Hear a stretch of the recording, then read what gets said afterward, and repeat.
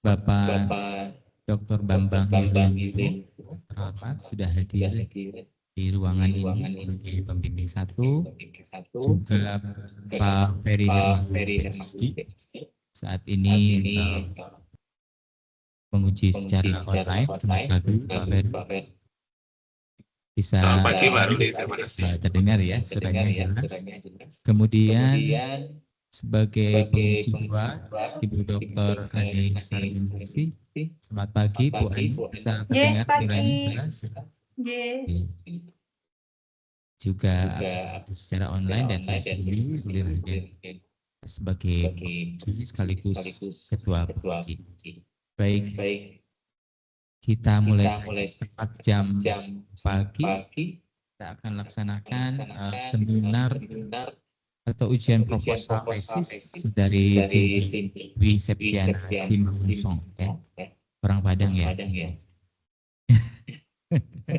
Sudah jelas ya dari Simangunsong ya. Saudara Cindy ini proposal tesis yang diajukan berjudul Strategi Efektif Pengelolaan Limbah Infeksius Padat Rumah Sakit yang berkelanjutan, mengambil studi kasus di Rumah Sakit Daerah Sultan Mandi Pangkalan Kalimantan Tengah. Meskipun dari Sumatera Utara, tapi penelitiannya di Kalimantan Tengah. Kita lihat bagaimana Cindy sudah dalam kondisi sehat hari ini? Izin masuk Pak. Siap Pak. Siap untuk seminar proposal hari ini. Baik, untuk teknis pelaksanaan seminar pagi ini, Cindy dipersilakan untuk presentasi dulu ya sebagai sesi pertama, yaitu selama 15 atau sampai 20 menit memaparkan proposalnya. Kemudian kita masuk sesi kedua setelah itu, yaitu sesi tanya jawab. Di sini saya sebagai penguji satu dan sebagai penguji dua. Tapi selain itu juga Pak Bambang dan Pak Ferry juga meskipun sebagai pembimbing juga akan merangkap sebagai penguji ya. Jadi diharapkan akan ada masukan konstruktif untuk pelaksanaan penelitian Anda ke depan. Dan akan dilanjutkan setelah itu sesi ketiga, yaitu sesi penilaian. Baik, untuk itu kita bisa mulai saja dengan sesi pertama. Silakan Saudari Cindy untuk memaparkan semuanya. Silakan. Mohon izin untuk share screen Pak.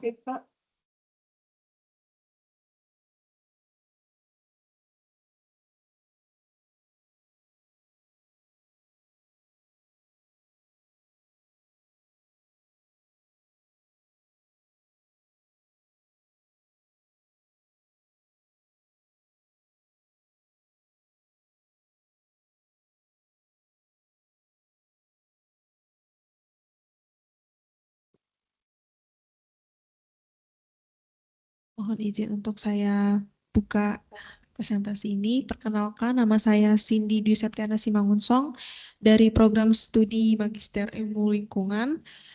Di sini saya mengambil judul proposal saya, yaitu Strategi Efektif Pengelolaan Limbah Infeksius Padat Rumah Sakit yang berkelanjutan dengan mengambil studi kasus di Rumah Sakit Umum Daerah Sultan Imanuddin Pangkalan Bun, Kalimantan Tengah.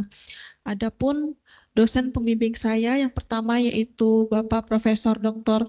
Insinyur Bambang Yulianto dan Bapak Insinyur Ferry Hermawan.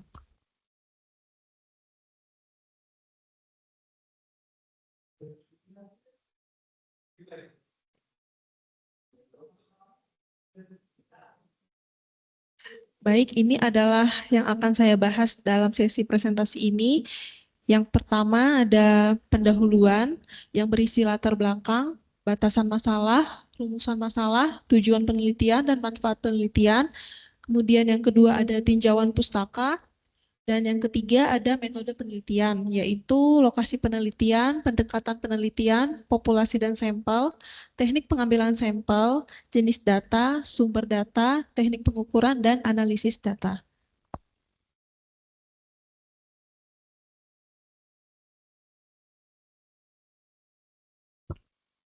Baik, adapun yang menjadi latar belakang dalam penelitian ini, yang pertama, rumah sakit sebagai penyedia layanan kesehatan sekaligus penghasil limbah B3, salah satunya adalah limbah infeksius, merupakan salah satu limbah yang memiliki resiko tinggi, yang dapat menularkan penyakit dan mencemari lingkungan.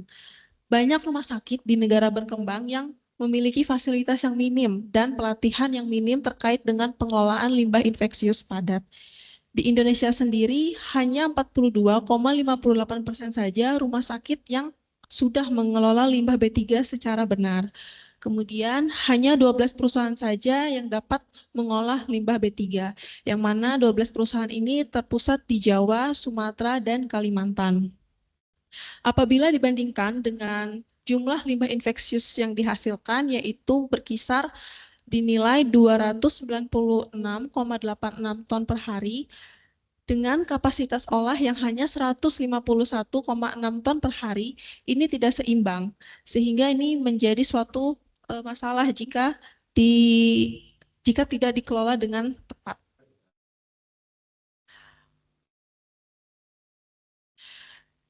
Seperti yang kita ketahui bahwa pengelolaan limbah yang buruk ini memiliki resiko yang tinggi seperti penularan infeksi nosokomial dan pencemaran lingkungan. Sehingga diperlukan sistem pengelolaan limbah infeksius yang tepat dan berkelanjutan. RSUD Sultan Imanuddin sendiri merupakan salah satu rumah sakit milik pemerintah yang berlokasi di Pangkalan Bun, Kalimantan Tengah, dan telah meraih akreditasi paripurna bintang 5 oleh Komisi Akreditasi Rumah Sakit. Sehingga penelitian ini bertujuan untuk menganalisis pengelolaan limbah infeksius padat serta memberikan rekomendasi pengelolaan yang efektif dan berkelanjutan di RSUD Sultan Imanuddin. Adapun yang menjadi batasan masalah di penelitian saya, yang pertama, penelitian ini hanya membahas mengenai pengelolaan limbah infeksius padat di RSUD Sultan Imanuddin, Pangkalan Bun, Kalimantan Tengah. Pendekatan penelitian yang digunakan adalah kualitatif dan kuantitatif. Pendekatan kualitatif di sini saya menggunakan metode observasi dan wawancara, dan pendekatan secara kuantitatif menggunakan metode kuesioner. Observasi di sini difokuskan. Saya lanjutkan. Observasi di sini difokuskan pada proses pengelolaan limbah infeksius padat di RSUD Sultan Imanuddin. Dan metode wawancara dilakukan kepada key informant, yaitu sanitarian, perawat, dan petugas kebersihan.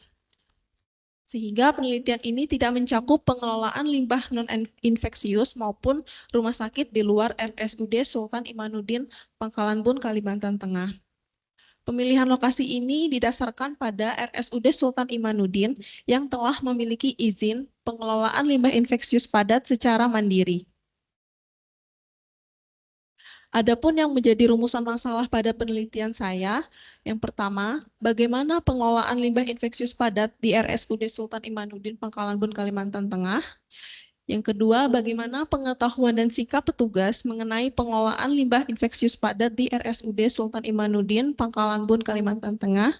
Dan yang ketiga, bagaimana strategi yang efektif dalam mengelola limbah infeksius padat di RSUD Sultan Imanuddin, Pangkalan Bun, Kalimantan Tengah yang berkelanjutan.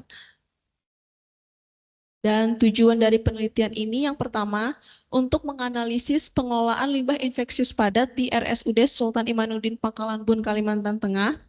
Yang kedua, untuk mengetahui pengetahuan dan sikap petugas mengenai pengelolaan limbah infeksius padat di RSUD Sultan Imanuddin, Pangkalan Bun, Kalimantan Tengah. Dan yang ketiga, untuk menentukan strategi yang efektif dalam mengelola limbah infeksius padat di RSUD Sultan Imanuddin, Pangkalan Bun, Kalimantan Tengah yang berkelanjutan. Manfaat dari penelitian ini yang pertama sebagai pengembangan ilmu pengetahuan. Yang pertama yaitu untuk menambah informasi mengenai pengelolaan limbah infeksius padat di rumah sakit. Yang kedua menjadi referensi bagi penelitian selanjutnya terkait pengelolaan limbah infeksius padat.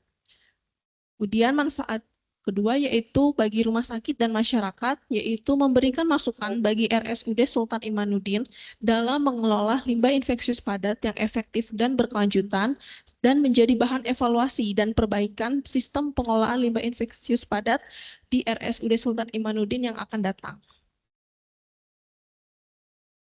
Baik, kita masuk ke tinjauan pustaka. Apa itu limbah infeksius? Limbah infeksius sendiri adalah salah satu jenis dari limbah B3 yang mengandung mikroorganisme patogen yang beresiko tinggi terhadap kesehatan manusia. Contohnya yaitu limbah yang terkontaminasi darah atau cairan tubuh pasien. Pertumbuhan penduduk dan urbanisasi meningkatkan volume limbah infeksius yang berpotensi untuk menularkan penyakit serta mencemari lingkungan apabila tidak dikelola dengan benar. Sehingga diperlukan pengelolaan infeksius secara tepat, sesuai dengan regulasi, terutama di negara berkembang. Baik, ini adalah pengelolaan limbah infeksius yang dilakukan oleh Lee and Lee pada tahun 2002. Yang pertama yaitu pemilahan di ruang perawatan. Kedua yaitu pemisahan limbah dilakukan di unit perawatan seperti di kamar pasien, ruang perawatan, ruang operasi. Kemudian limbah dikumpulkan di setiap unit perawatan, kemudian diangkut untuk disimpan di tempat penyimpanan. Apabila rumah sakit tersebut tidak memiliki tempat penyimpanan sementara, maka dapat dikelola oleh pihak ketiga. Kemudian limbah dibawa ke fasilitas pengolahan. Baik, ini adalah pengelolaan limbah infeksius berdasarkan Permen LHK nomor 56 tahun 2015. Yang pertama, dilakukan pengurangan, yang kedua pemilahan, yang ketiga yaitu penyimpanan, keempat pengangkutan, setelah pengangkutan limbah yaitu dilakukan pengolahan. Namun di sini apabila suatu fasilitas pelayanan kesehatan tidak memiliki fasilitas pengolahan seperti insenerator, maka dapat dilakukan penguburan. Namun ada catatan di sini bahwa penguburan hanya dilakukan bagi limbah patologis atau limbah benda tajam saja. Kemudian setelah dilakukan pengolahan menggunakan insenerator atau penguburan, selanjutnya dilakukan penimbunan. Dan penimbunan di sini hanya diperkenankan untuk abu hasil insenerasi saja. Kemudian bagaimana strategi dalam mengelola limbah infeksius? Di sini ditinjau dari penelitian yang dilakukan oleh Lee and Lee tahun 2022, yaitu dapat dilakukan penerapan sistem ekonomi sirkular, yaitu mencakup pengurangan, pemilahan yang tepat, dan penggunaan teknologi ramah lingkungan untuk meningkatkan efisiensi operasional rumah sakit. Kemudian penelitian dilakukan oleh Ranchbari tahun 2021, yaitu dilakukan transisi menuju ekonomi sirkular demi keberlanjutan lingkungan. Kemudian penelitian yang dilakukan oleh Atrah tahun 2022, yaitu menekankan strategi pengolahan, daur ulang, dan pembuangan limbah medis secara berkelanjutan. Kemudian menurut Ibanez Kras, yaitu melakukan pelatihan kepada tenaga kesehatan. Kemudian penelitian dilakukan oleh Sanito tahun 2024, yaitu dapat menciptakan inovasi teknologi, pengendalian emisi, dan kolaborasi lintas sektor untuk mencegah pencemaran dan penyebaran penyakit. Kemudian yang terakhir yang penelitian yang dilakukan oleh Mohtari tahun 2023 bahwa dapat dilakukan peningkatan kapasitas pengelolaan limbah infeksius, pelatihan petugas, dan kerjasama dengan pihak ketiga. Kemudian, apa itu analisis SWOT? Analisis SWOT adalah suatu metode yang dapat digunakan untuk menilai faktor internal, yaitu kekuatan dan kelemahan, dan faktor eksternal, peluang dan ancaman, untuk menyusun strategi yang sesuai dengan kondisi lingkungan. Adapun faktor internal terdiri dari strength, yaitu kekuatan, yaitu aspek positif organisasi yang menjadi potensi pendukung dalam mencapai tujuan. Kemudian ada weakness, yaitu kelemahan, yaitu keterbatasan dalam organisasi yang dapat menghambat pencapaian tujuan. Kemudian faktor eksternal yang pertama adalah opportunities, yaitu peluang, yaitu bagaimana faktor eksternal ini dapat dimanfaatkan untuk mendukung pencapaian tujuan organisasi di masa yang akan datang. Kemudian threat atau ancaman, yaitu faktor eksternal yang dapat mengganggu atau menimbulkan resiko terhadap keberlangsungan tujuan organisasi. Lalu bagaimana cara merumuskan strategi menggunakan SWOT? Yang pertama, kita dapat memberikan bobot pada faktor internal dan eksternal sebagai dasar penilaian strategi.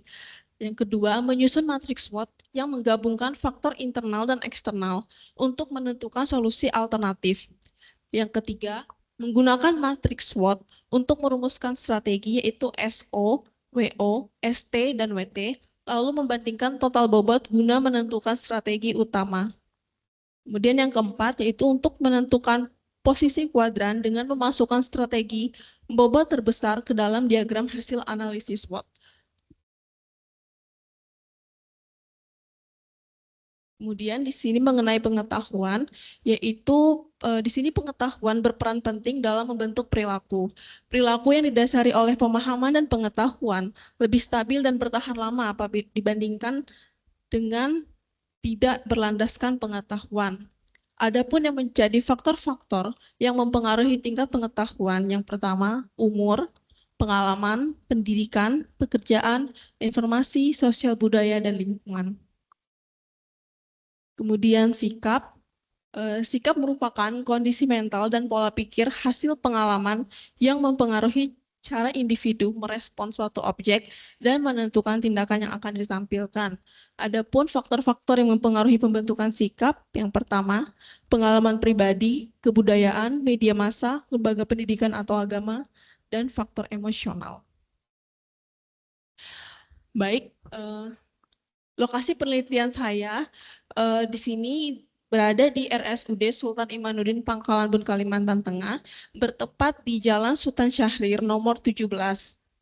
Adapun yang menjadi batas-batas wilayah dalam lokasi penelitian saya, yaitu di sebelah utara berbatasan dengan perpustakaan daerah, di sebelah timur berbatasan dengan kantor Samsat Pangkalan Bun, di sebelah barat berbatasan dengan lab klinik Tera Pangkalan Bun, dan sebelah selatan berbatasan dengan Jalan Sultan Imanuddin.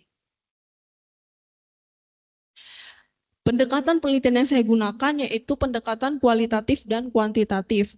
Di sini pendekatan kualitatif saya menggunakan metode observasional dan wawancara, yaitu untuk menganalisis pengelolaan limbah infeksius padat dan menyusun strategi melalui analisis SWOT. Kemudian pendekatan kuantitatif di sini saya menggunakan instrumen kuesioner, bertujuan untuk menilai pengetahuan dan sikap petugas terkait pengelolaan limbah infeksius padat, kemudian dilakukan uji chi-square, yaitu untuk menguji hubungan antara faktor-faktor yang berhubungan dengan pengetahuan dan sikap petugas mengenai pengelolaan limbah infeksius padat. Adapun populasi yang menjadi penelitian dalam penelitian ini yaitu berjumlah 393 orang yang terbagi dari 3 sanitarian, 301 perawat, dan 89 petugas kebersihan. Dan sampel pada penelitian ini sebanyak 200 responden yang ditentukan dengan purposive sampling untuk sanitarian, yang mana di sini semua populasi dijadikan sampel penelitian. Kemudian ada stratified sampling untuk perawat dan petugas kebersihan.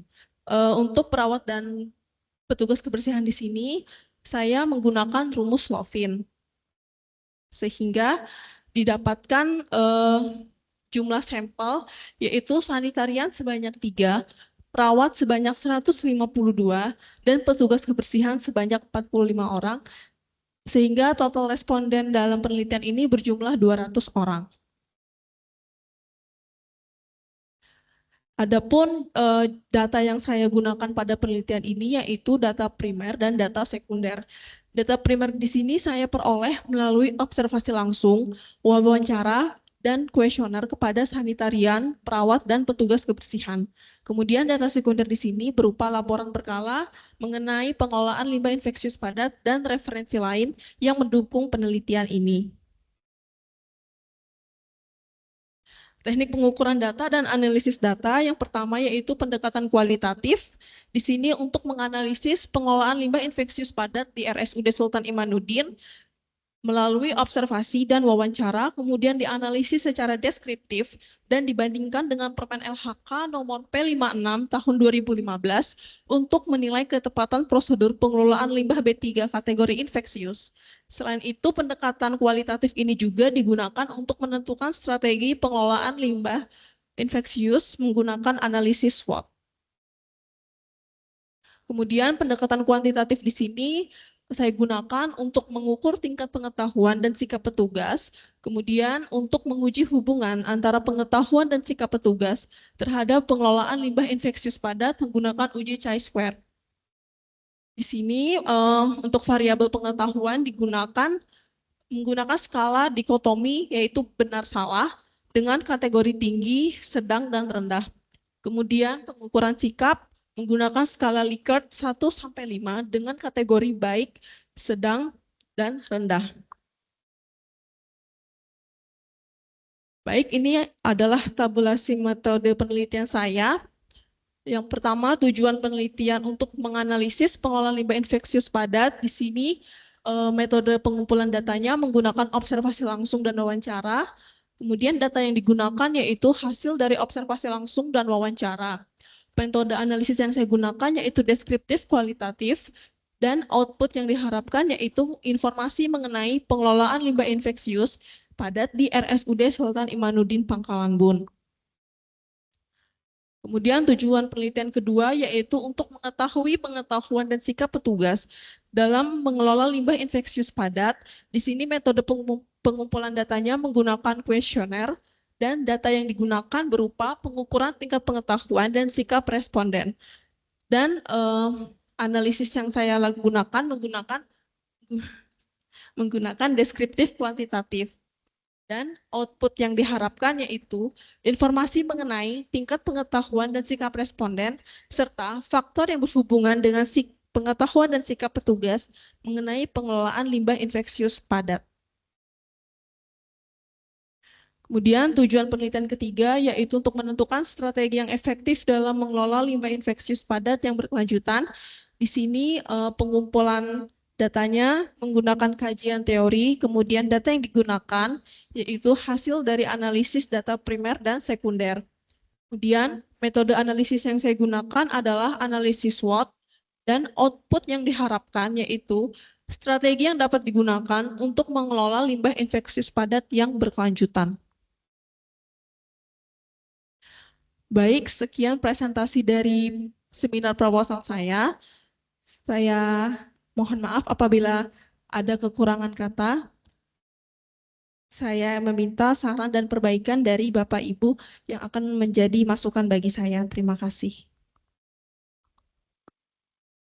Baik ya, demikian presentasi proposal dari Cindy ya. Dipersilakan duduk lebih dahulu.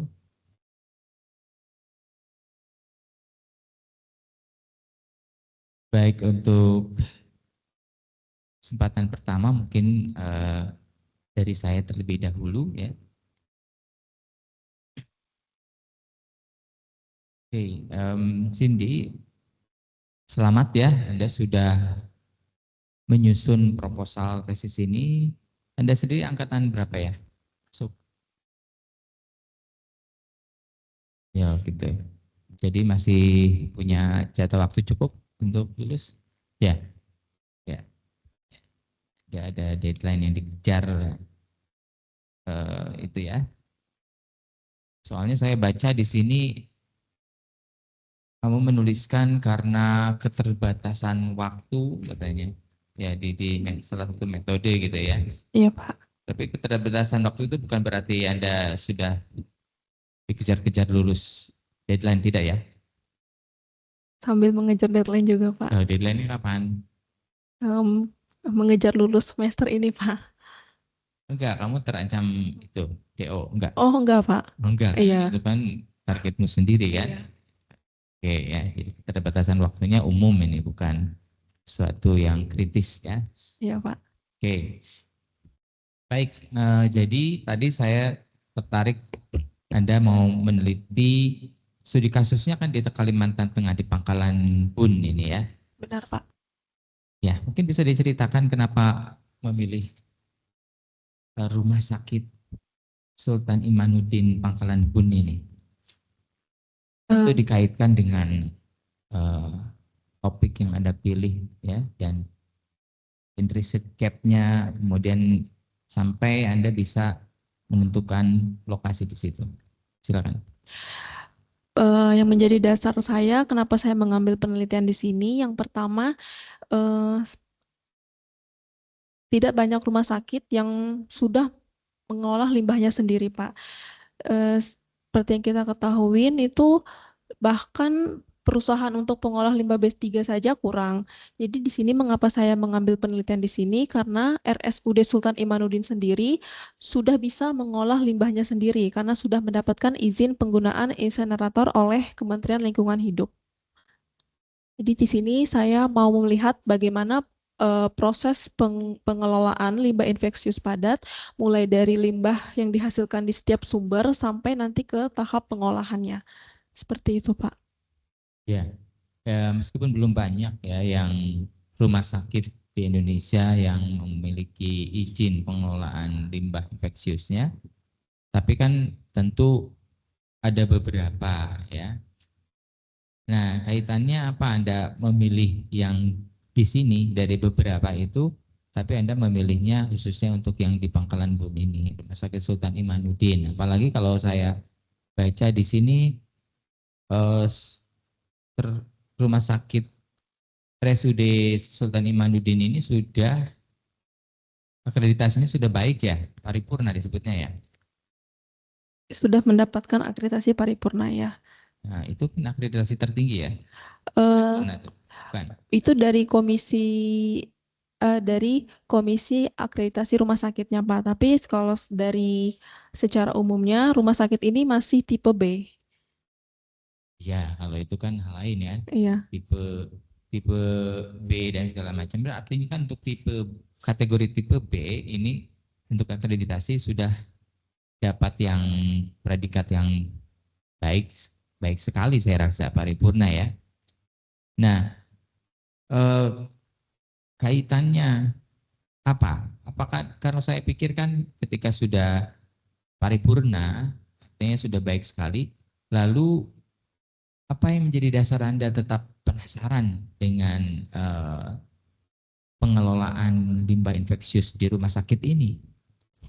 Iya, di sini pertama saya ingin melakukan penilaian, Pak. Apakah benar-benar sudah sesuai dengan pengelolaan berdasarkan standar dari Permen LHK nomor 56 tahun 2015. Itu nanti akan saya kaji di situ, Pak. Oke, berarti artinya kan eh, tujuan penelitian Anda dengan di sini Anda menuliskan kan menganalisis pengelolaan limbah infeksius padat ya. Mungkin secara kalimat belum terlalu bunyi ya di situ. Menganalisis pengelolaan limbah. Maksud Anda menganalisis pengelolaan limbah infeksius itu apakah tadi kan saya lebih lebih lebih menyoroti tadi Anda yang baru bilang itu ingin mengetahui sebetulnya sejauh mana mungkin bisa dikatakan tingkat kepatuhan eh, pihak rumah sakit ya kan dalam mengelola limbah infeksius limbah padatnya itu lalu dikaitkan dengan standarnya. Standar mana yang kamu pakai? Dari Peraturan Menteri Lingkungan Hidup tahun nomor 56 tahun 2015. Yang 2015. Iya, Pak. Itu sudah yang terbaru. Yaitu tentang persyaratan teknis pengolahan limbah B3 fasilitas pelayanan kesehatan. Ya, yakin kan itu kan sudah 2015 ya. Jadi belum ada revisi lagi sampai tahun 2025 ini. Udah 10 tahun berarti ini ya. Ini yang terbaru berarti. Udah yang belum ada yang lebih update lagi? Belum? Saya cek ini yang terbaru Pak, karena yang baru revisi itu yang di tahun dari tahun 1995 itu sudah diperbaharui di tahun 2015. Yang ini. Oke. Berarti bisakah kalau saya bilang bahwa tujuan pertama Cindy ini lebih ke arah eh, ingin mengidentifikasi tingkat kepatuhan. Tingkat kepatuhannya lebih cocoknya apa? Kepatuhan dalam hal apa? Mengelola limbah infeksius atau lebih spesifik lagi dalam eh, kalau yang permen LHK ini tidak hanya pemilahan limbah infeksius ya? Eh, difokuskan ke pengelolaan limbah Pengelolaan. B3-nya Pak. Oke. Iya. Jadi sepertinya ke arah sana, betul tidak? Maksudnya lebih ke tingkat kepatuhan mungkin ya pengelolaannya. Iya, di sini saya rencananya itu mau melihat dari proses awal mereka memilah sampai nanti ke proses eh, pengiriman abu ke pihak ketiga, pengolahan abu. Berarti belum punya insinerator sendiri. Sudah, Pak. Sudah, Jadi ya sudah. dikelola oleh rumah sakit Iya, sendiri. betul, Pak. Oke. Berapa banyak rumah sakit yang sudah memiliki insinerator sendiri? Datanya ada nggak? Sepertinya saya belum baca ya di sini. Eh, saya baca di Permenkes tahun 2020. Sebentar, Pak.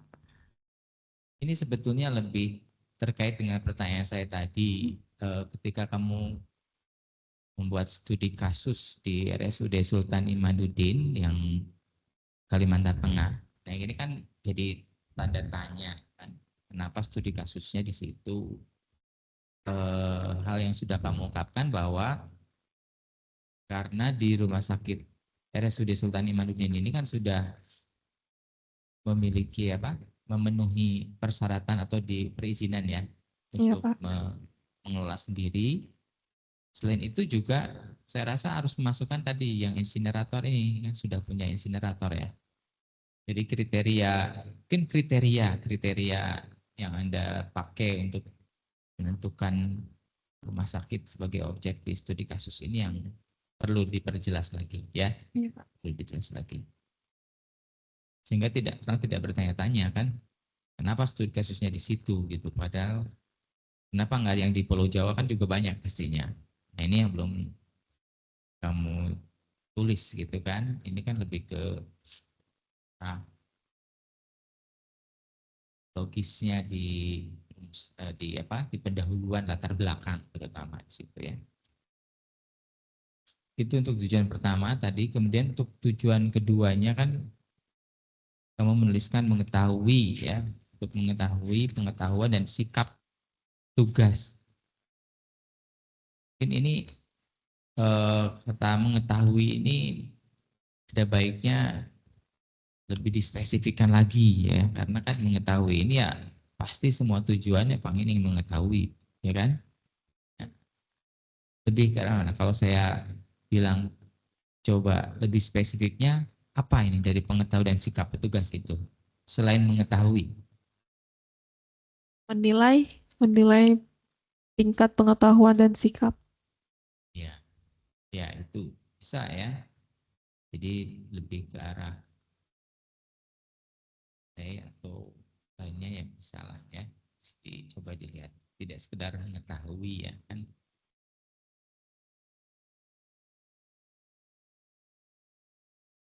Kemudian masih di pendahuluan ini Anda kan menuliskan ada tabel ya, tabel ya, tabel 1 ya. Iya, Pak. Nah, ini untuk lebih menguatkan hal tentang apa ini kamu mencantumkan tabel ini? Karena saya tidak melihat tabel ini kamu citasi di narasinya. Fungsi dari tabel ini sebenarnya untuk memberitahu bahwa limbah yang dihasilkan dengan limbah yang dikelola itu belum seimbang, Pak. Jadi masih ini kan hampir setengah ya, Pak, limbah yang belum dikelola. Seperti itu. Ya, oleh karena itu, meskipun sebetulnya agak jarang ya di pendahuluan ada tabel, tapi kalaupun mencantumkan kan eh, ditulis secara eksplisit di narasi, ya, bahwa tabel 1.1 itu menjadi sesuatu yang kamu pakai sebagai acuan untuk menguatkan ya latar belakang dari penelitianmu ini. Ya, kita lihat sini kan belum, ya kan? Iya, Pak. Tabel 1.1 ini sepertinya terpisah, tidak ada kaitan apapun, meskipun narasi ada tapi belum disebutkan secara eksplisit ya, yang menyangkut ke tabel 1. Lalu untuk sistematika penelitian, apakah benar di dalam panduan penulisan proposal di MIL ini ada harus dituliskan sistematika penelitiannya? Ini kan sangat umum ya, saya rasa. Yang halaman 5, saya rasa tidak perlu lah ya. Coba dicek lagi ya, panduannya apakah seperti itu. Di proposal-proposal sebelumnya juga saya rasa tidak ada ini, ya kan. Lalu juga saya lihat kamu Cindy itu beberapa mencantumkan seperti gambar atau apa ya, itu alur ya, misalnya sini gambar 2.1 alur pengelolaan limbah pada tinjauan pustaka. Kelihatan kalau ini kamu pakainya screenshot gitu ya kan? Iya, Pak. Apalagi ini bahasa Inggris ya, tiba-tiba bahasa Inggris gitu kan. Dan beda kalau di print juga kan kelihatan screenshotnya. Ini kalau kamu perbesar lagi pasti pecah nih.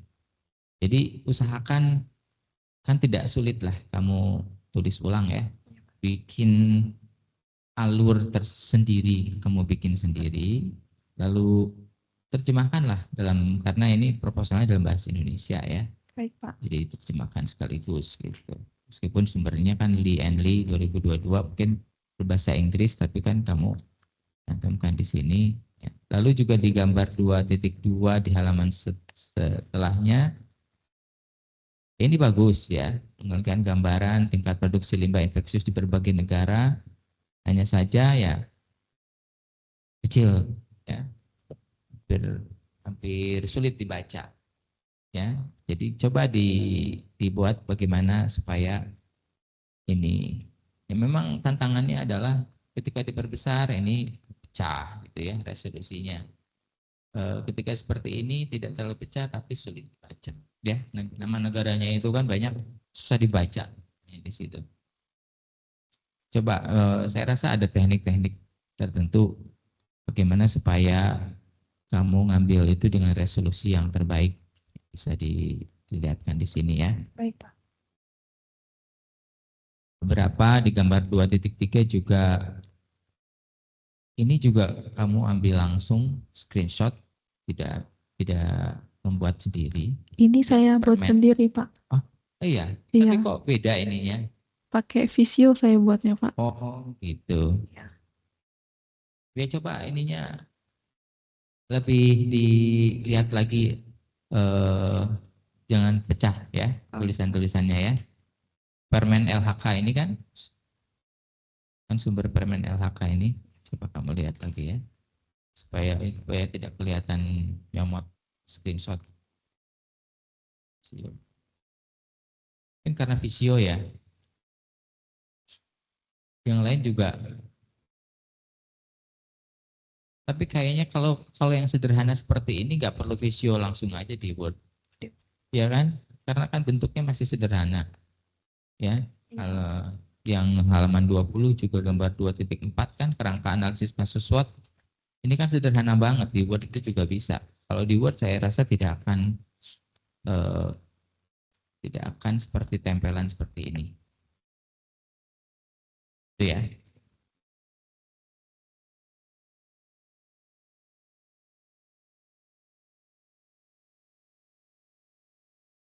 Di situ kemudian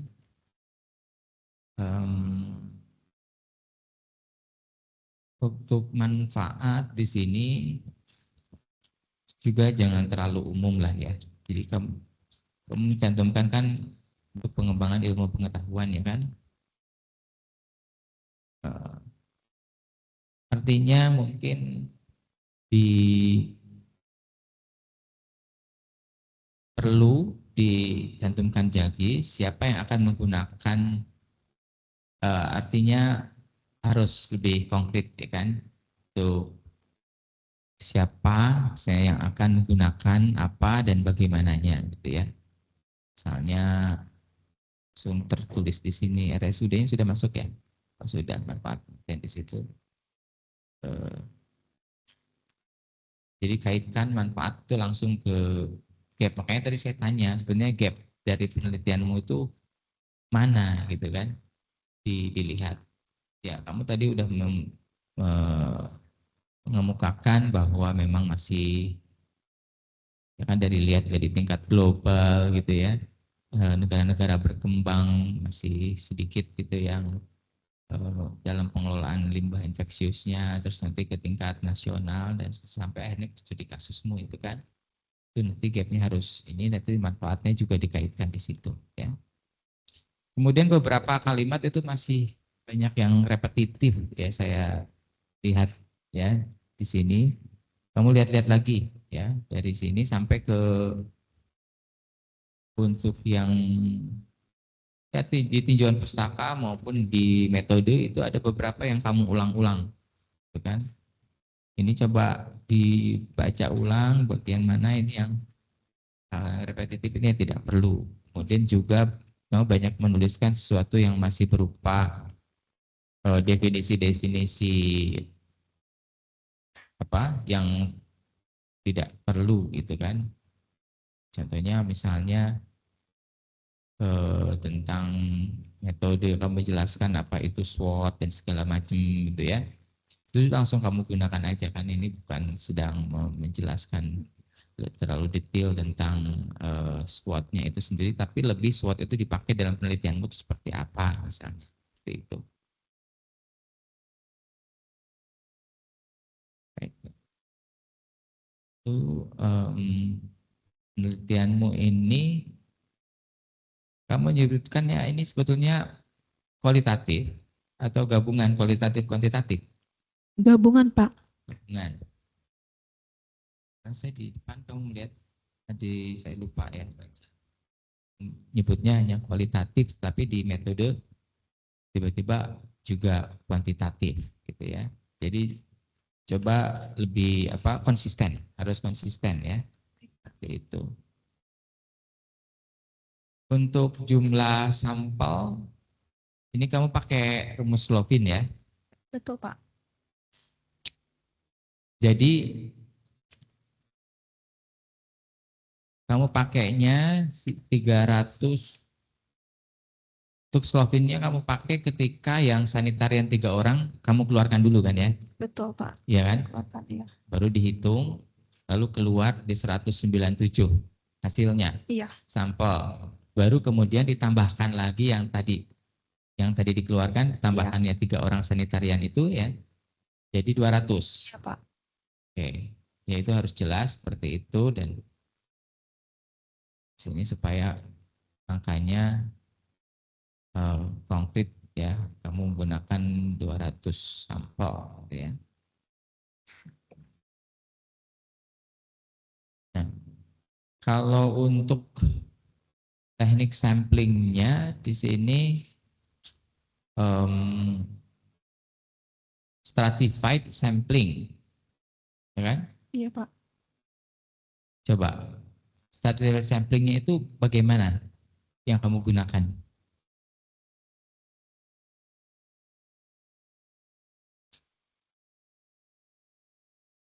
Bisa dijelaskan?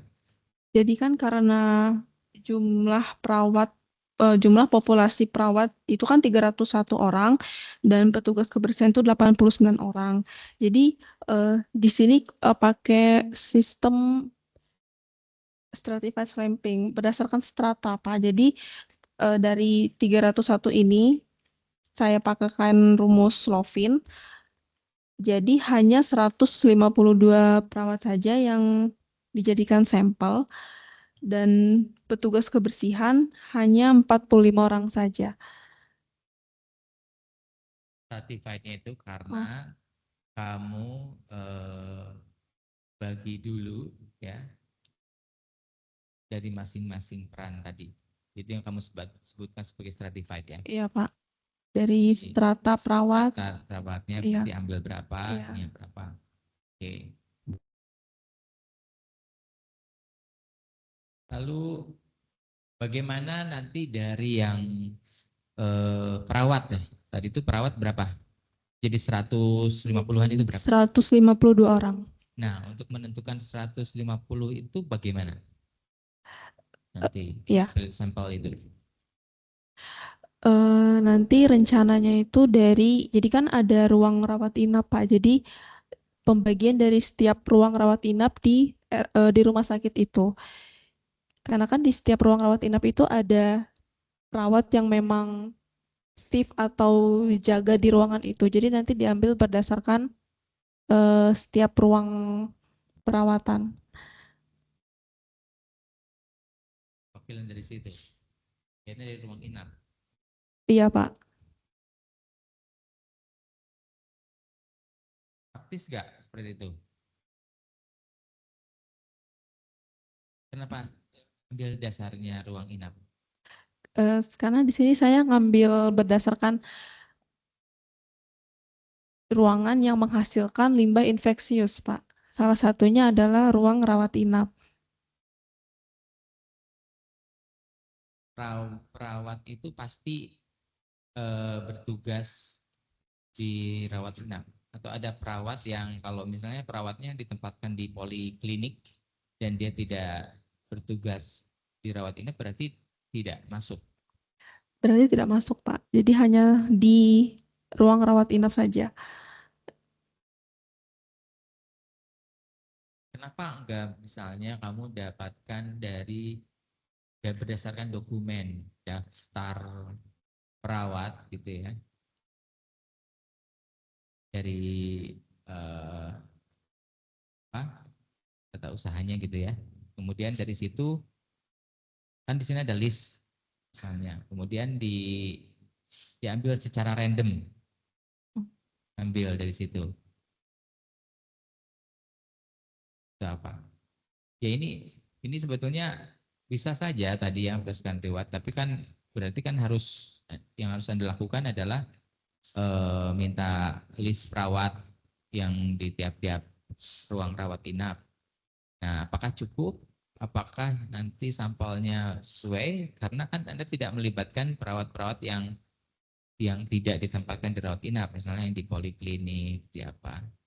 Yang di poliklinik segala macam pun kan kalau misalnya yang ada tindakan ya, misalnya termasuk di IGD itu kan bukan rawat inap, tapi kan di sana juga pasti ada limbah infeksius, ya. Oh, iya, Pak. Ini harus Anda pertimbangkan juga ya. Iya, Pak. Sampai detail seperti itu.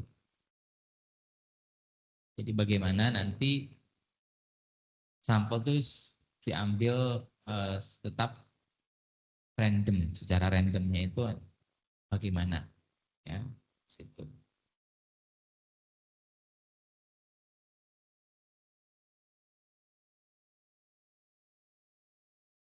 Nah, datanya bagaimana ini? Kan kamu pakai desainnya campuran yang case study dan cross sectional ya.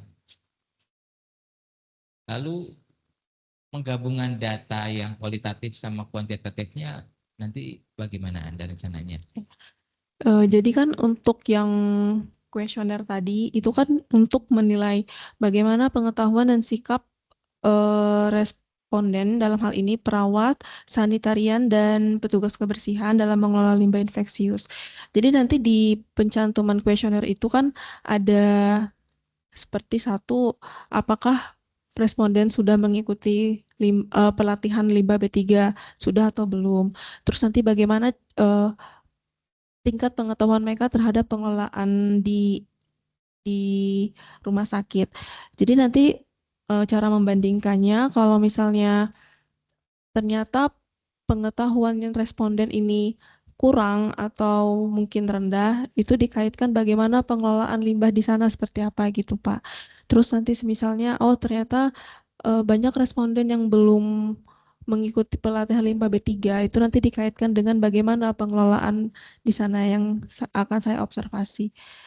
Ya, artinya kan Anda itu lagi mengumpulkan bukti-bukti berdasarkan observasi ya untuk mendukung atau menyangkal hasil kuesioner ya kan?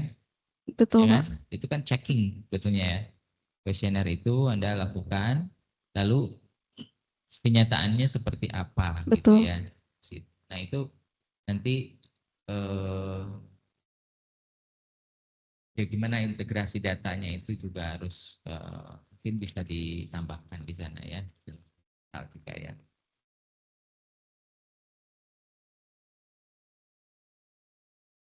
Kalau validitas reliabilitasnya gimana nih untuk kuesioner? Sudah di ini kan? Untuk uji validitasnya ya, Pak. Hmm. Kemarin sudah coba di SPSS, untuk kuesionernya udah reliable dan valid, Pak. Gitu ya. Iya. Jadi harus melalui itu dulu. Iya. Coba yang kuesioner.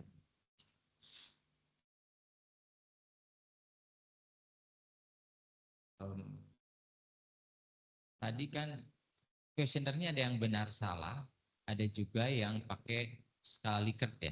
Betul, Pak. Ya, betul. Jadi dan saya lihat untuk yang pertanyaan-pertanyaan, terutama nanti untuk yang ada skala Likert itu eh, ada sudah dibikin pertanyaan-pertanyaan di desain, ada yang positif, ada juga yang negatif, ya kan? Iya, sudah, Pak. Itu. Pastikan ini untuk penilaiannya juga dibalik, ya kan? Iya. Ya kan? Iya. Nah, dibalik. Nah, itu juga pertanyaannya itu juga kayak kan netral. Kalau misalnya kamu menggunakan istilah petugas situ ya, tugas. Petugas, betul, Pak. Kenapa enggak? Misalnya sebagai saya, misalnya.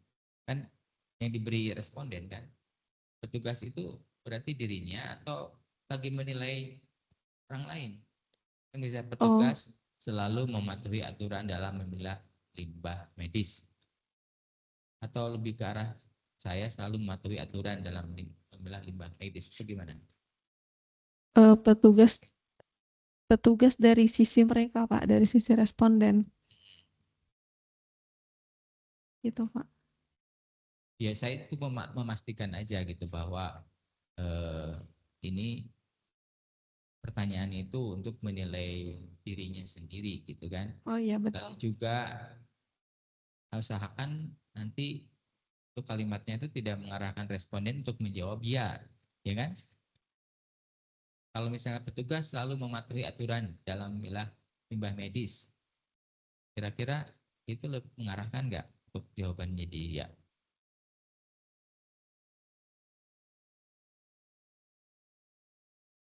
Kalau saya di contoh ini, Pak, di kuesioner saya itu langsung benar atau salah kayak gitu, Pak. Iya.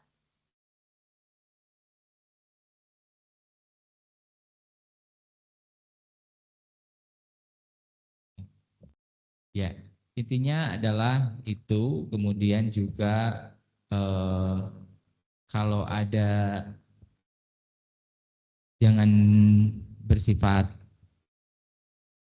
ganda, misalnya kalau misalnya pertanyaannya mengetahui jenis dan warna kantong limbah medis ada nggak kalau ke situ? Saya sempat baca itu. Kalau di sini contohnya di penyimpanan limbah infeksius. Limbah infeksius tidak perlu disimpan di wadah sesuai dengan kelompoknya.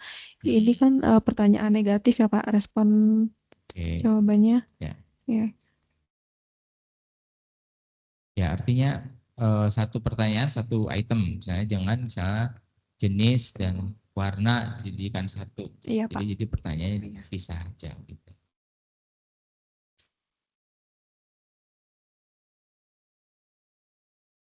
Untuk datanya sudah tidak lupa kan diawali dengan tadi. Saya lihat juga sudah tentang umur ya, umur, data-data tingkat pendidikan dan segala macam itu semua sudah harus mencantumkan terlebih dahulu ya. Iya Sudah Pak. ya, ada ya. Oke. Baik, untuk sementara dari saya cukup. Saya lanjutkan ke penguji 2. Bu Ani, persilakan. Ya, baik Pak Tuli. Oke, Mbak Cindy. Oh, Mbak Cindy bolehkah di open cam? Saya biar ngelihat wajahnya. Oh, Mbak Cindy, terdengar suara saya, Mbak? kedengaran Bu. Bu. Oke, oh dari tadi belum lihat wajahnya Oh, soalnya. maaf Bu. Maaf Bu. Oke, terima kasih. Ya, tadi sudah banyak sekali ya yang disampaikan oleh Pak Ruli sebagai penguji pertama. Mumpung tadi terkait dengan data, saya mungkin agak menekankan lagi sedikit terkait dengan sampling jumlah data, bukan jumlah datanya. Yang dijadikan responden nanti ada 3 kelompok ya Mbak? Betul Bu. Betul Bu. Ada perawat, ada sanitarian, dan ada Petugas kebersihan. kebersihan. Baik. Kenapa untuk perawat ini kok tidak ada dokter ya, Mbak? Apa Karena termasuk di situ atau gimana? karena pertama kalau kita ambil data ke dokter itu jujur agak susah Bu. Jadi iya, jadi di sini saya pakai dari perawat sebagai dari sisi tindakan medisnya. Oke. Tapi ada artinya dikasih penjelasan ya kenapa kok mengambil apa mungkin alasan bahwa agak sulitnya itu mungkin tidak dinarasikan agak sulit gitu ya, tapi mungkin lebih ke penjelasan bahwa lebih ke sisi apa kegiatan tindakannya begitu ya. Jadi efek dari tindakan nanti kan biasanya yang menemani dokter itu kan perawat gitu ya. Ya, Yep. seperti itu. Baik, jadi nanti mungkin ada tambahan di narasinya ya, Mbak. Kenapa kok diambil 3 jenis responden itu, kelompoknya kok itu. Kemudian, tadi juga sudah ditanyakan dari Pak Ruli, kenapa kok di ruang rawat inap saja? Bukannya mungkin tadi di IGD juga disampaikan sama ini, Mbak, yang di ruang operasi. Di ruang operasi kan itu juga banyak tindakan ya, bahkan tiap hari barangkali mungkin ya. Itu mungkin juga perlu ditambahkan mungkin untuk lokasi samplingnya ya. Atau gimana? Waktu itu sudah coba untuk perizinan ke sana Bu. Untuk ruang bedah sentral sendiri itu memang sangat tertutup Bu, nggak boleh semua orang masuk. Ya, itu lebih ke kayak sisi higienis segala macam begitu Ya. sebenarnya ya. Ya, Tapi bahwa buangan atau limbah dari ruang operasi itu mungkin yang mungkin perlu diketahui buangnya akhirnya atau produk-produk dari ruang mungkin Mbak Cindy tidak harus ke ruang operasinya ya, tetapi bahwa buangan dari ruang bedah sentral itu kemana gitu ya. Jadi ini buangan itu kan mungkin dari ruang rawat inap, ini buangan dari apa ruang operasi atau bedah sentral tadi, mungkin buangan dari IGD gitu kan petugasnya mungkin ada sendiri-sendiri gitu. Jadi akhirnya bisa diketahui gitu ya jumlahnya ini dari ruang apa seperti itu. Gitu ya. Mungkin jadi apa tadi ini menyambung dengan di kuesioner berarti nanti bekerjanya di bidang apa ini, di bagian mana gitu ya. oh iya Bu. Bisa digitukan ya kalau gitu ya. Jadi nanti yang saya bertugasnya di ruang ini nih, saya bertugasnya di ruang ini. Akhirnya bisa diketahui jenis limbah infeksiusnya seperti itu. Gitu ya. Oke, baik terkait dengan data, kemudian ini berarti nanti Mbak Cindy itu, ini kan judulnya pengelolaan ya, pengelolaan limbah B3 infeksius ya, limbah infeksius, dan itu tergolong limbah B3. Jadi nanti mulai dari ada pemilahan, proses segala macamnya itu sampai terakhir ada penimbunan ya Mbak. Dan di sana tadi disampaikan karena sudah ada perizinan, sudah ada insinerator, berarti nanti Mbak Cindy juga mendata semua itu ya, mendata dari semua proses dari awal, mulai dari pengurangan sampai pemilahan, sampai penyimpanan, kemudian pengumpulan, pengolahan menggunakan insinerator ataupun penimbunan itu nanti semua datanya di data ya, dianalisa ya sama Mbak Cindy ya. Iya, Bu. Iya, Bu. Oke, baik. Terus saya tidak di laporan proposal ini, atau saya tidak tahu apakah diperlukan atau tidak, tapi biasanya ada studi terdahulu begitu. Tidak dimunculkankah di sini studi terdahulu, mungkin kajian-kajian terkait studi yang similar itu, yang hampir sama di rumah sakit lain, ataupun mungkin tidak harus di rumah sakit, tapi bahwa pengelolaan limbah kalau infeksius pasti di rumah sakit ya. Nah, itu mungkin dari studi-studi terdahulu kalau ada kan bisa menjadi pendukung kajiannya Mbak Cindy gitu. Jadi mungkin perlu ditambahkan studi yang relevan, studi-studi terdahulu yang mirip gitu ya, atau yang sudah pernah ada dengan tema yang sama. Nah, itu ditambahkan apakah di bab 2 atau di bab 3, biasanya di bab 2 ya. Kemudian nanti yang membedakan studi terdahulu itu dengan yang dilakukan Mbak Cindy itu kira-kira di bagian apanya gitu, atau mungkin apakah sama atau mungkin ada perbedaan gitu. Mungkin di tempat lain belum ada insinerator, tapi di tempatnya Mbak Cindy mungkin sudah ada insinerator, ataupun bahkan gabungan, ada insinerator juga ada penimbunan barangkali. Nah, itu yang mungkin perlu ditambahkan gitu ya, Mbak. Baik, Bu. Baik, kemudian juga saya kok belum melihat flowchart, diagram alir untuk pelaksanaan studinya Mbak Cindy di bab 3. Biasanya kalau di proposal itu di bagian metodologi, nanti untuk menjelaskan secara ringkas tahapan pelaksanaan studi itu mulai dari awal sampai apa yang dilakukan, pengumpulan data, analisis data, sampai nanti kesimpulannya apa, begitu kan nanti ada flowchart ya tahapan studinya. Jadi ditambahkan nanti flowchart atau diagram alir penelitian ya Mbak. Baik, Bu. Itu. Terkait dengan penulisan, ini mungkin typo saja, beberapa typo, kemudian ada penomoran subbab yang berulang di bagian 36, halaman 30 dan 34 itu subbabnya 3.6, 3.6, setelah 3 titik sekian 3.6 lagi, nanti dicek lagi ya. Oh iya, baik Bu. Betul ya? Makasih. Iya, nanti dikoreksi. Kemudian, oh ya, ini rumah sakit ini kalau tadi lihat batas-batas lokasi itu tidak terlampau berdekatan dengan pemukiman ya, Mbak? Atau berdekatan dengan pemukiman? Untuk area situ kebanyakan banyak dinas, Bu. Kalau Kantoran. iya, kalau permukiman itu udah agak jauh dari rumah sakit, Bu, di belakang.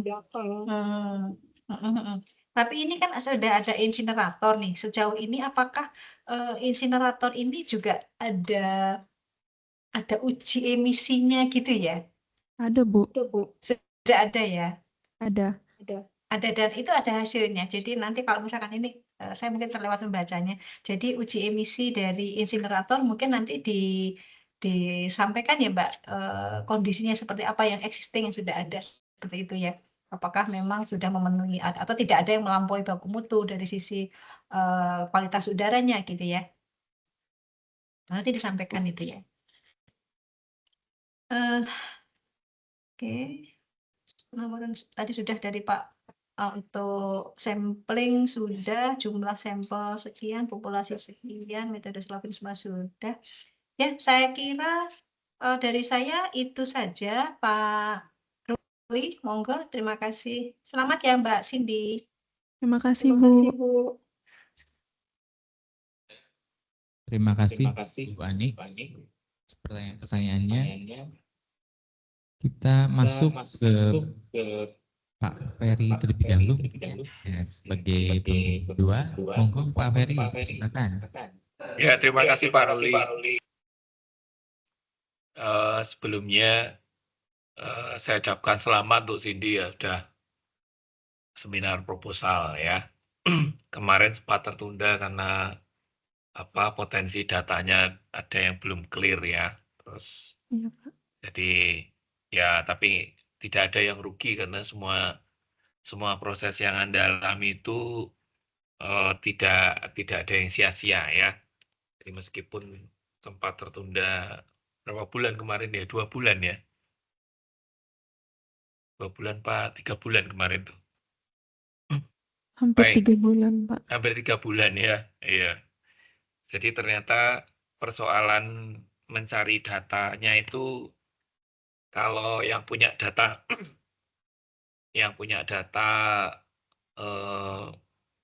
orangnya banyak sekali, maka itu jadi tantangan tersendiri ya. Ya, saya terima kasih sekali pada para penguji 1, penguji 2 yang sudah memberikan masukan untuk menyempurnakan apa yang sudah dikerjakan Cindy. Tadi yang sudah disampaikan Pak Ruli, saya juga sepakat kalau visioner itu ya harus menggambarkan apa yang kita cari tadi ya. Terus memang menggunakan kata di tujuan penelitian itu harus, karena ini levelnya S2 ya. Karena ini levelnya S2, jadi Anda bukan cuma mengetahui, tapi ada hal-hal yang ada prosesnya ya. Minimal analisis lah ya. Minimal analisis. Tapi kalau sudah mulai tadi disampaikan menilai sesuatu itu prosesnya sesuatu yang lebih kompleks ya. Saya sepakat sekali dengan Pak Ruli tadi. Terus kemudian karena Anda sudah asistensi juga, jadi ada beberapa hal yang tadi jadi ada pertanyaan para penguji yang ya memang harusnya harus dibuat serepresentatif mungkin ya. Tadi saya tergelitik pertanyaannya Bu Ani tadi, kenapa dokter nggak dilibatkan ya? Ya, memang membuat pernyataan di metodologi itu juga benar-benar harus masuk akal ya. Kira-kira kalau Anda nanya ke dokter nggak gampang, atau mendapatkan informasi dari dokter nggak gampang, karena mungkin karena dokternya itu pindah-pindah ya, tapi kalau perawatnya ya dia lebih lama stay di situ, dan memang tugasnya adalah membackup tugas dari dokter. Ya memang idealnya demikian, kalau dokter nggak ditanyain seperti ada yang kurang ya. Ya mungkin itu nanti bisa jadi batasan juga nggak apa-apa ya. Karena fokus Anda kan di pengelolaan limbah infeksiusnya ya. Saya nggak yakin kalau dokter itu ngurusin limbah ya. Dokter itu ngurusin berapa jumlah pasien yang akan dia tangani ya. Tetapi kalau limbahnya itu perawat ke bawah ya. Jadi mungkin itu Anda harus buat pernyataan ya Cindy ya. Buat pernyataan dan yang didukung oleh referensi, sehingga pernyataannya Cindy itu kuat ya di metodologi ya, di metodologi risetnya. Sehingga aktivitas mendapatkan data itu tergambarkan dengan baik ya. Misalnya representasi data. Tadi juga sudah ditanya Pak Ruli, reliabilitas. Untungnya sudah dites kemarin datanya ya. Jadi yang Anda kerjakan itu nggak sia-sia ya, karena sudah dites juga ya. Hanya memang kita harus hati-hati menampilkan analisis datanya itu sesuai dengan kebutuhan untuk menjawab tujuan gitu ya. Nah, saya akan coba memberikan satu pertanyaan mendasar yang kaitannya dengan hasil akhirnya nanti Cindy itu akan membuat apa sebenarnya? Coba dijelaskan. Output dari penelitian ini diharapkan bisa memberikan rekomendasi ke RSUD, Pak, terkait bagaimana pengelolaan limbah infeksius ini bisa dijalankan secara efektif dan berkelanjutan. Karena kan rumah sakit ini kalau dari berdasarkan Permen LHK kan nanti kita lihat, Pak, apakah sudah sesuai atau ada yang belum sesuai di setiap tahap-tahapnya. Nanti di tahap yang tidak sesuai itulah nanti akan diberikan rekomendasi atau masukan ke pihak rumah sakit. Seperti itu, Pak. Kemarin kita sempat mengidentifikasi ada yang nggak sesuai ya. Iya, Pak. Iya, ternyata prakteknya di lapangan itu tidak seindah peraturannya ya. Nah, Betul. itu si dia harus berani menyampaikan ya. Cuma ya nggak boleh asal menyampaikan, tetapi berdasarkan apa? Berdasarkan apa? Jadi Cindy itu pakai kalimatnya kalimat pasif ya. Jadi bukan sebagai Cindy, tapi sebagai peneliti, sebagai pihak yang independen. Jadi semuanya ada faktanya. Jadi jangan sampai nanti Cindy sampaikan, oh ini nggak sesuai prosedurnya harusnya gini. Begitu kita tanya di lapangan orangnya ya kita nggak bisa seperti itu. Wah, nah, terlalu ekstrim ya. Jadi yang kita potret adalah ketidaksesuaian dan kendala sebenarnya apa. Jadi jangan cuma ngomong, oh ini nggak sesuai, selesai. Enggak, tapi kenapa kok ini tidak bisa dijalankan ya?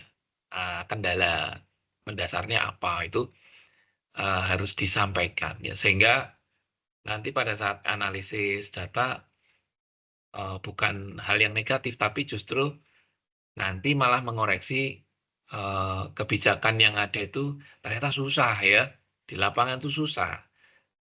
Kecuali rumah sakit yang sangat besar dan tenaga kerja yang kompetennya itu banyak ya, itu beda lagi ya.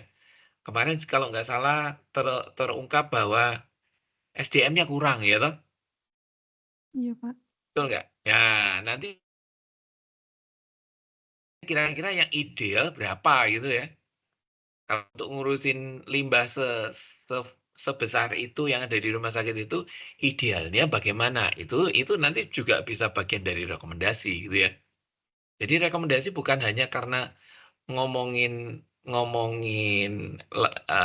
limbah infeksiusnya, tetapi juga yang nangani ada enggak ya toh? Misalkan kalau sudah jam 12 malam, shift yang malam ditinggal tidur misalnya, apakah nanti berpengaruh pada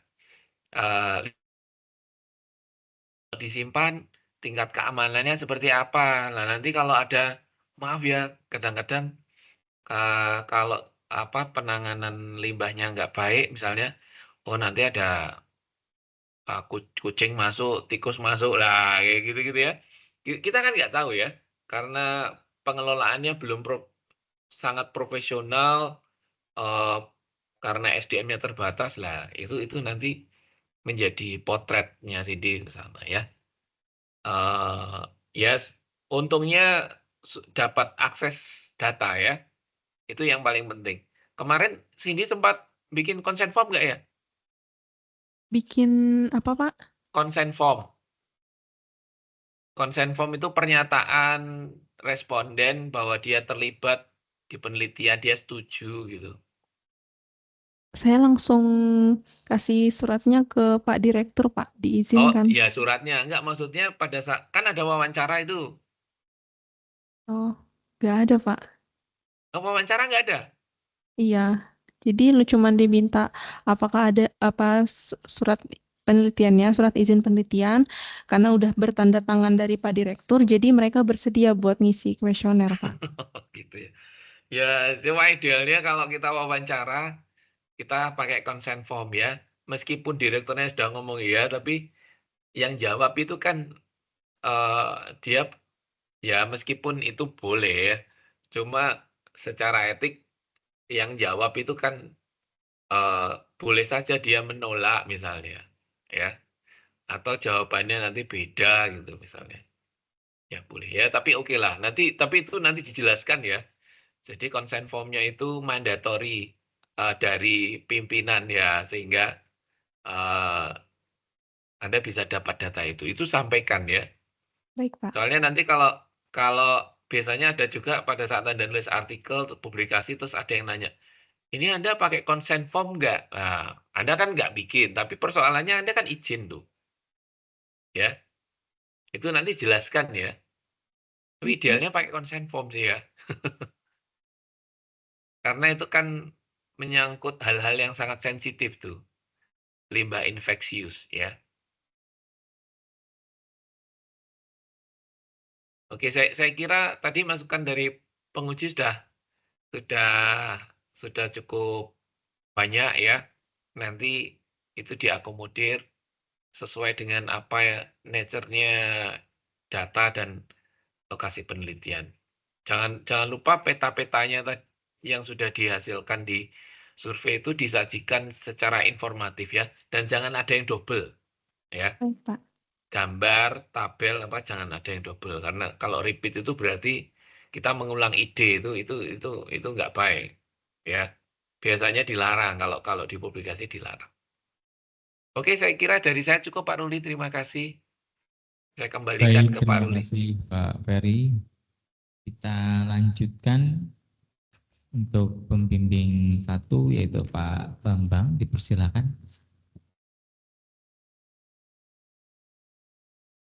Baik, terima kasih Pak Ruli atas waktunya. Ya, saudari Cindy ya, Mbak Cindy. Pertama selamat ya sudah sampai pada ujian proposal ya, ujian. Terima kasih. Tapi selamatnya ini kan saya juga mengatakan karena Anda mendapat izin ya di rumah sakit itu kan untuk melakukan penelitian ini kan Ya, juga apa namanya suatu hasil yang perlu disyukuri ya, karena belum tentu semua institusi itu memberikan izin ya untuk melakukan penelitian, apalagi ini berhubungan dengan limbah ya. Biasanya kalau kita mau meneliti tentang limbah itu mereka agak menutup diri ya. Tapi ini boleh. Tapi ini tentunya juga ada yang ditutup juga ya, sepertinya ya. Artinya ada hal-hal yang tidak boleh dijamah, diekspos gitu ya. Ya, Tadi misalnya dari bedah sentral gitu iya. ya. Kenapa kira-kira kok tidak boleh bedah sentral? Padahal itu juga seperti pusat limbah juga itu kan ya. Karena kan ada patologinya itu Iya. kan. Gimana itu kira-kira? Kemarin sudah coba izin ke perawat di bedah sentralnya ya, karena menjaga hygiene di tempat ruang operasi Pak. Jadi memang perawat pun itu hanya boleh perawat bedah sentral aja yang boleh masuk Pak. Yang bukan bertugas di situ memang dilarang masuk Pak. Oke. Tapi kalau catatannya boleh nggak diakses dari akan ada ya hari ini misalnya nggak tahu ya ada catatannya atau tidak begitu kan? Kalau dari limbah infeksiusnya sendiri dari rumah sakit itu mereka langsung digabung Pak. Ya digabung semua dari semua rawat inap digabung dijadikan satu. Jadi nggak ada catatan per ruangnya. Iya. Tapi kalau misalnya itu di bedah sentral itu ada petugasnya di antara yang diambil sampel tadi ya 200 tadi itu disisipkan wawancara itu bisa nggak nanti?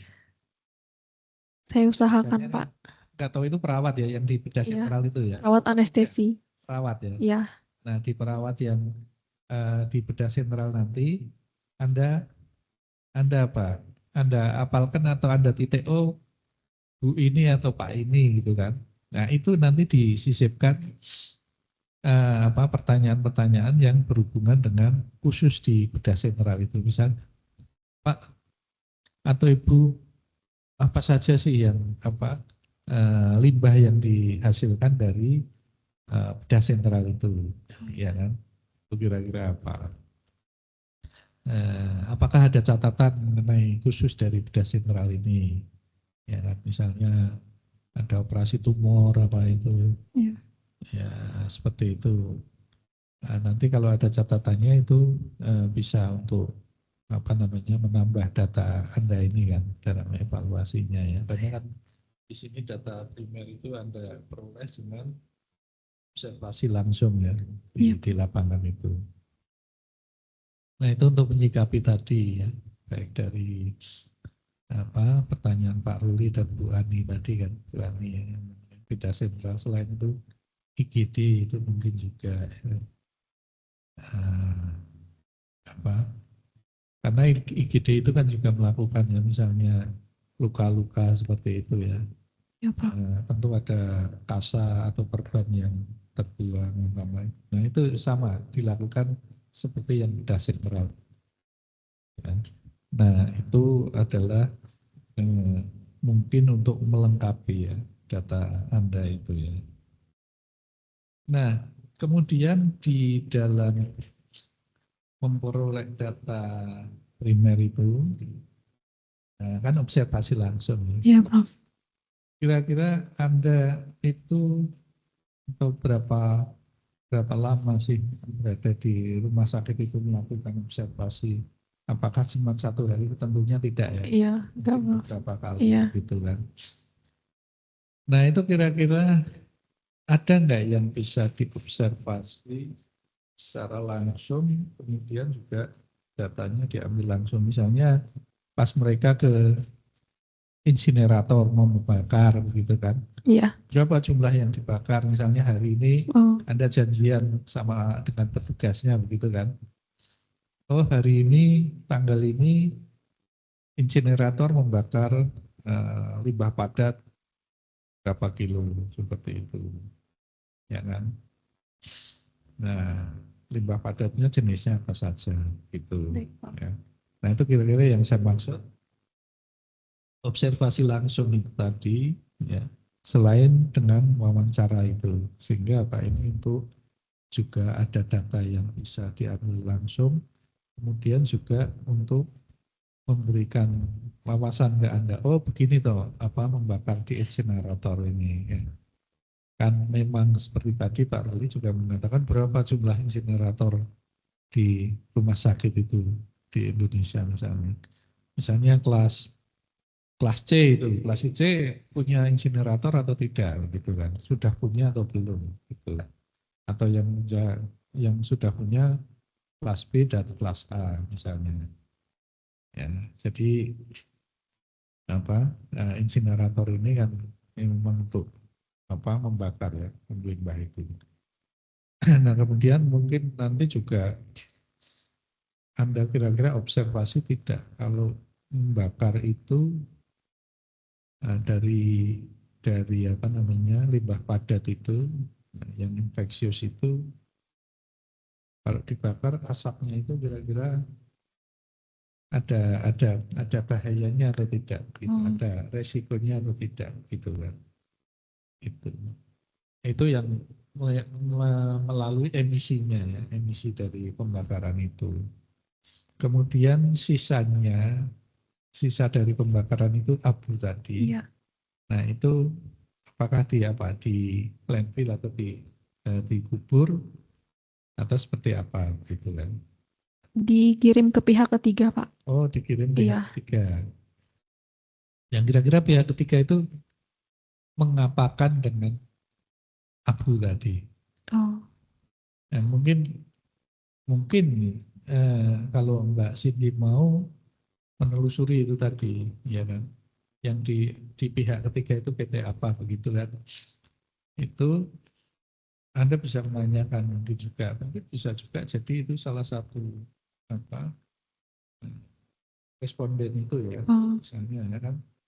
Karena kan kita juga menelusuri kemana sih limbah, karena jangan-jangan pihak ketiga itu membuang ke laut gitu aja kan.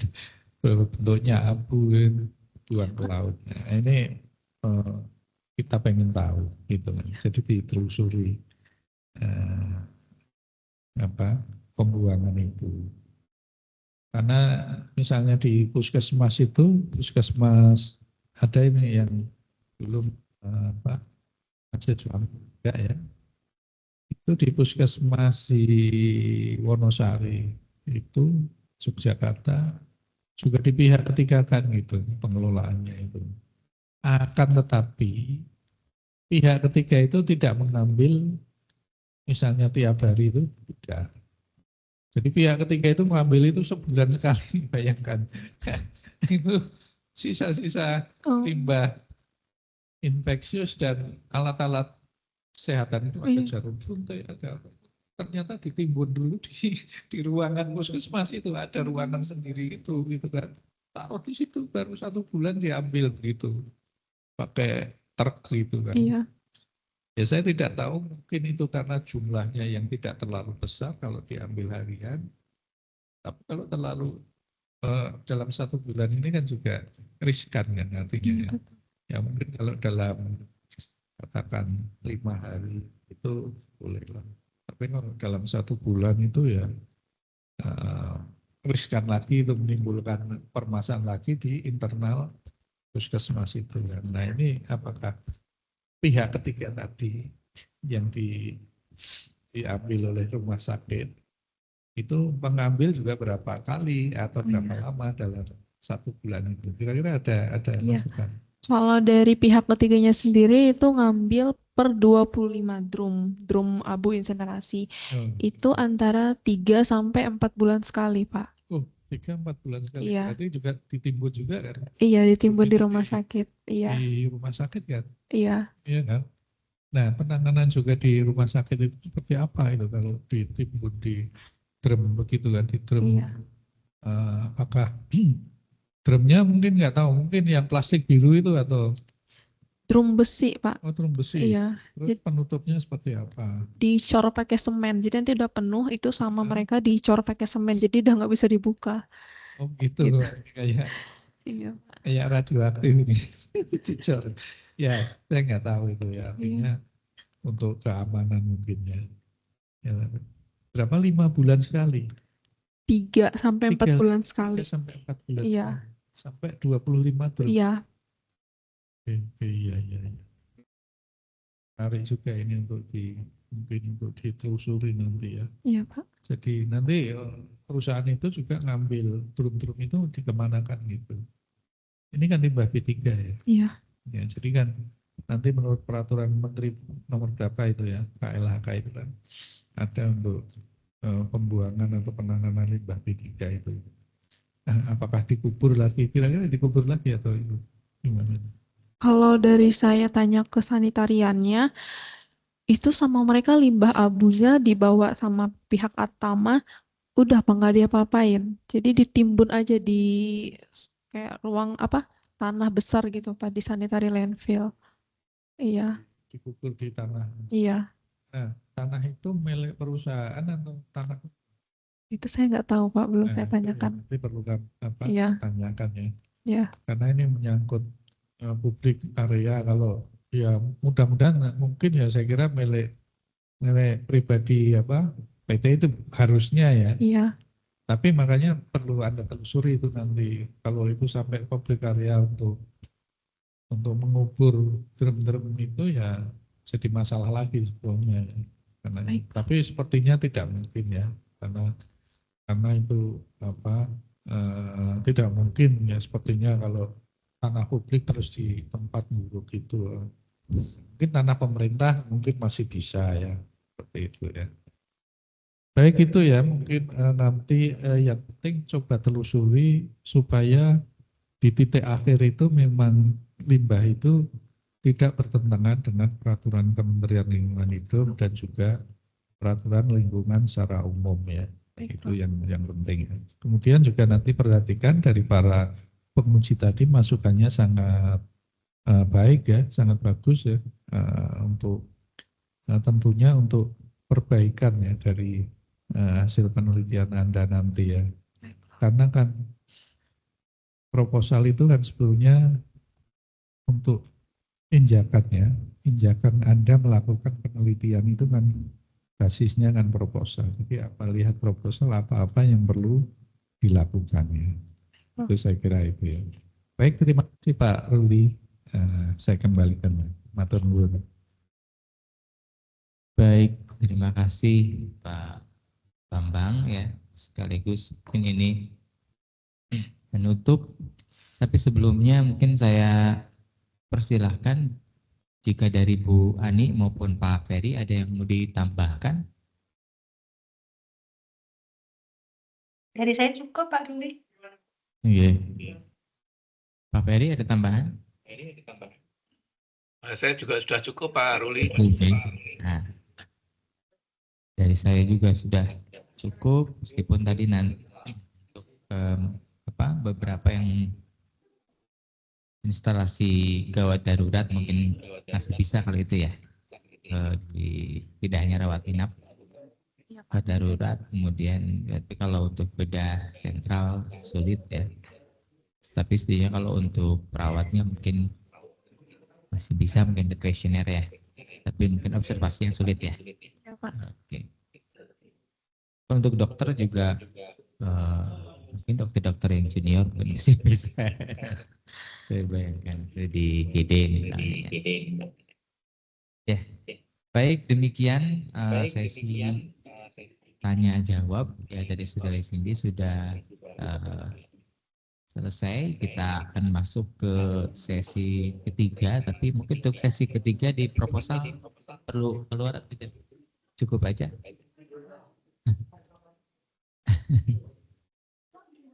Sudah ya.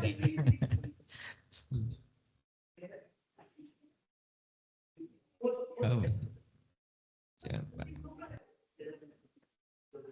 Ini kita cek dulu di sini.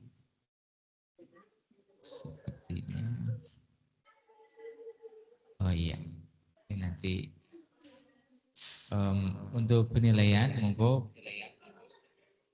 Atau ini sudah dipersilakan untuk mengisi nilai sehingga nanti kita cukupkan mungkin ujian kita hari ini di sini. Jadi segala masukan diharapkan bisa melengkapi ya, melengkapi dan menjadi bekal bagi saudara Cindy untuk nanti seminar hasil ya, untuk menulis apa penelitiannya sudah ya, mengambil datanya? Sudah belum mengambil datanya? Sudah, Pak. Sudah. Iya. Ya, setidaknya nanti masukan ini untuk memperkaya nanti Anda tulis tesisnya. Baik, Pak.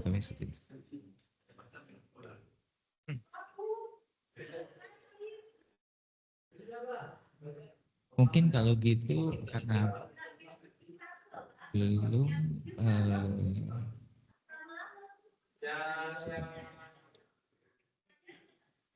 ini juga sudah selesai. Ya, saya rasa untuk nilai sudah masuk semua.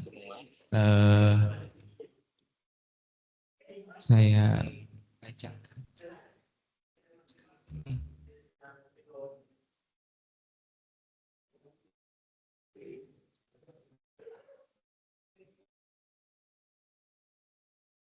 Ya, untuk berita acara ujian proposal tesis hari ini di program Magister Ilmu Lingkungan, jadi telah dilaksanakan seminar proposal tesis atas nama Cindy Dwi Septiana Mangunsong, program studi Magister Ilmu Lingkungan dengan judul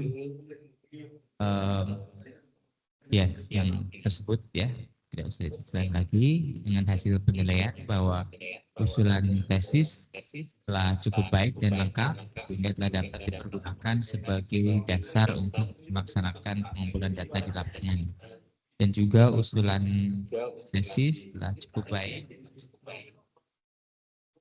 Saya rasa ini yang masuk karena di checklist ya, jadi masih perlu ada beberapa yang perlu disempurnakan ya dan dilengkapi. Iya, nomor 2 ini. Dengan instrumen sebelum dapat dipergunakan sebagai dasar untuk melaksanakan pengumpulan data. Ya, jadi ini yang saya checklist. Untuk nilai saya rasa nanti saja mungkin ya, tidak usah dibacakan di sini, tapi dinyatakan bisa melanjutkan untuk ke tahap berikutnya. Demikian ujian proposal tesis hari ini. Saya ucapkan terima kasih untuk semuanya. Wassalamualaikum warahmatullahi wabarakatuh. Waalaikumsalam warahmatullahi wabarakatuh. Oke, selamat Mbak Cindy.